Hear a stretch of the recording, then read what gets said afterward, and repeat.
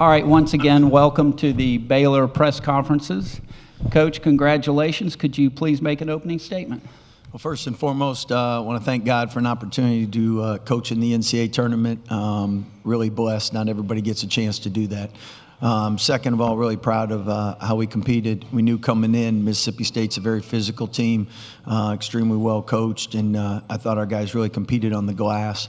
Did a great job. I don't have final stats. Stats went down in the second half, but from my recollection, I think we did a pretty good job on the glass. As far as these guys go, this tournament is going to be a lot of 1-2 possession games, and the beauty of playing in the Big 12 and having a lot of those, at least they have the experience and they've been in them, so I think they'll see most of what we can expect. All right, thank you, Coach. At this time, we'll open it up for questions for the student athletes. Did you have a question for a student athlete? Okay, come up here, Jaden, and then go there, Cooper. Evan Abramson, Spectrum News 1. This is for either of you. I know it's very quick, the process of the NCAA tournament. You have to play one game, get ready for the next, and you could have to go up against a #1 seed in Duke. Do you like the fact that you guys had to play the first game so you can now kind of get into a mental reset and just focus on them, on whoever is going to win that game and prepare for them and watch them versus having to play a later game? Rob, could you answer that, please? I mean, yeah, we coming in, we just, the Big 12 tournament, we had a tough game versus Texas Tech, so coming in here and playing another tough team, I think it definitely gets us ready for a 1 seed and able to go out there and compete. Okay, Cooper on the edge there. Bryce Cherry, Waco Trib. Rob, you were sitting there nodding as Coach was talking. I mean, how much did the experience of going through the Big 12, the close games you played in the Big 12 tournament, help in a game like today where, I mean, I think y'all had an 11-point lead. They got it down to, 1 a couple of times. I mean, it helps a lot playing teams like Houston. We had them with a 1-point game, playing a bunch of Big 12 tough teams. I mean, it's a 1-point game. So already being in those situations, VJ hit them 2 big free throws. So we kind of knew from there the game was pretty over. Okay, Jaden, 4th row on the edge, and then we'll go way in the back, and then we'll go up front. Rob, 2 your Montverde teammates here in Raleigh with you. Have you had a chance to talk to them before, like when the bracket was revealed, and have you had a chance to see them since you got down here in Raleigh? Yeah, when we left practice yesterday, I seen Cooper and I talked to Liam before the tournament. So, I mean, I seen those guys, but we could possibly play one of them, so we're not really talking. Okay, all the way in the back, Jaden. I think they got their group text stuff. For both guys, I mean, you talked about the close games down the stretch. I mean, did this help prepare you? Did those games help prepare you for this? How this game ended? Norchad, could you go first, please? I mean, like Rob said pretty much everything. Like playing in the Big 12, you just have a lot of close games. And coming in here, we know that in March a lot of stuff happened. We had an 11-point lead. They came back, make it to 1 point, and thanks God, like how he said, BJ hit both free throws, and we called game. But I mean, it's March, anything can happen, so we got to be ready for every game to be a close game. Okay, up front here. Hi, Tom Shanahan from the Columbus Commercial Dispatch. Nationally, everybody talks about how tough the SEC is, and that they were getting all that tough game experience. I imagine you guys feel the same way about the Big. It sounds like you feel the same way about the Big 12, maybe overlooked. Rob, could you answer that? I mean, yeah, the Big 12 is definitely the toughest conference in the country. So, I mean, SEC had an okay year or a good year, but I think we the toughest conference. He said it. Okay, Jaden in the middle there. Jamie Shaw with On 3. Norchad, for you, you were with Miami making that run into the Final Four and everything. Kind of what's your message to the team here as you move forward from round to round in the NCAA tournament? I mean, I keep it simple today. Before the game start, I told the guys is, either win or go home. And I know everybody want to win. I know everybody put the work in. I know everybody going to trust their work. So that being the message, win and survive. Any other questions for the student athletes? All right, gentlemen, you're excused. Thank you very much, and congratulations. Jaden, let's start up front, and then we'll go there.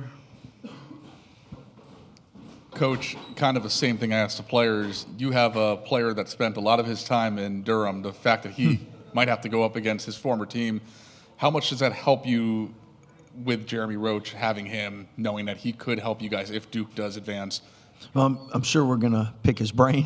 And at the end of the day, though, I know he loves Duke and had a great experience. And I know from like when our past assistants that we coach against, it's bittersweet. You love to talk about them and brag about them, but it really stinks whoever loses because the season's over. So we'll definitely, though, pick his brain and try to find out. I know they have a lot of different players, but I know there'll be some things that he can help us with, hopefully.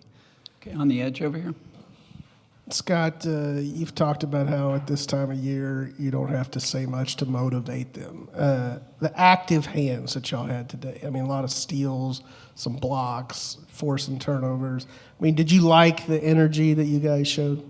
Yeah, we had to have that because Mississippi State, tremendous offense, scoring a lot of points, and if you let them get a bunch of shots, they're making a good percentage. So we tried to do our work early and try to make it as hard as possible. But this March, everyone's going to play really hard. Everyone's going to compete, and you pray you make your free throws, knock down shots, and you execute.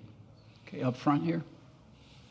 Coach, it's the second straight year Mississippi State was a number 8 seed, lost to a number 9. Maybe it's just coincidence, or what is it about an 8-9 seed that's a tough matchup? Well, it's closest in the bracket to begin with. And then the second thing is I think you can throw those numbers out. I know we're the only team coming in the tournament that was a top 3 seed 4 years in a row. And the reason nobody has a perfect bracket after the first weekend is because those numbers give some false impressions to March. And what I mean by that is it's March Madness for a reason. It's not the best of 7 like the NBA where the best team wins. It's who's the best for that 40 minutes. And what we love about college basketball is the parity. And when you got 18 to 23-year-olds, you never know really what's going to happen. So it's great for fans, and it makes coaches lose hair. Okay, go back in the middle, Jaden. Hey, Scott. Jamie Shaw with On 3. Advancing into the NCAA tournament, round of 32 coming up. The transfer portal opens up on Monday. How do you kind of juggle between the two situations happening simultaneously? Yeah, I'll be honest, I wish there was a way you could open that up after the tournament so everybody could just focus on their teams and not have that distraction. And I know us coaches are all going through a transition period trying to figure out what's best for everybody because there's 364 schools. But at the end of the time, or at the end of the day, you have multiple people on your staff and you delegate stuff. But I'll be honest, it's not easy. I mean, this time of year, you want to reward teams that are still playing. You want to give them their attention. And I feel if there was ever in the next couple of years we can figure better ways to do things, I know we'll land there. But I know right now we much rather have that distraction problem than the other way. Jaden on the edge here. Scott Brian Hamilton from The Athletic. VJ's slow-ish start in the first half. What did you see him do to settle in, and why do you keep going to him down the stretch? Yeah, I think first and foremost, VJ, because he's so highly rated on the draft boards, people just assume that that's a score.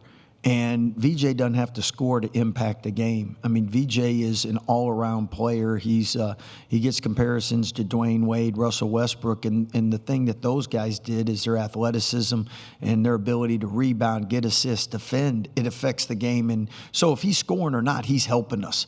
And I know people might think, well, he got off to a sluggish start. He just missed some good shots. And at some point, he's going to make them. And but he's always affecting the game, because he's a great teammate and he's a winner, so he makes winning plays. And really, to be honest, that's refreshing as a coach and player. Doesn't rely on a guy that the only thing he can do is make a shot, and if he's not making it, he can't help you, So, but anyway, it's a joy coaching him because he affects every part of the game, and it's not about it's about team. Any other questions for Coach? All right, Coach, thank you very much. Congratulations once again. We'll Thank see you, guys. tomorrow. Have a blessed day. Thank you, sir. Congratulations. We're expecting to see Mississippi State very